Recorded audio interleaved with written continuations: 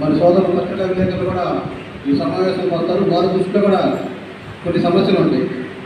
ఈ సమస్యలని ఒక చర్చా వేదిక జరుపుకొని దాని యొక్క ప్రాముఖ్యతను అమలు చేసుకొని డిపార్ట్మెంట్ వారు ఎంతో సావధానంగా దాని యొక్క వివరణ ఇస్తూ సభ్యులకి తెలియకపోతే దాని విధంగా సమాధానం ఇస్తూ దానికి పరిష్కార మార్గంగా చూడాలి.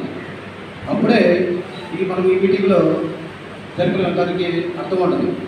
అంతేగాని ఏకవచనంతో కానీ అది నాకు తెలియదు నేను ఇప్పుడే వచ్చానని చెప్పడం కానీ భావి కాదు.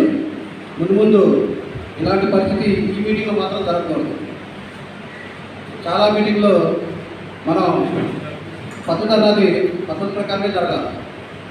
మన ఇష్టానుసారంగా చెప్తాం అనేది కుదరదు. దయచేసి ఈ ఆలోచన మానుకోండి. ప్రజాప్రతినిధులు వాళ్ళ పనులు మానుకొని మీటింగ్ అరేంజ్ చేసినప్పుడు ఎన్నో పనులు మానుకొని మన దగ్గరకు వస్తారు పరిష్కారం కోసం. ఆ పరిష్కారం చూపడానికే మనకి డిపార్ట్మెంట్ తరఫున మనకి ఇచ్చింది.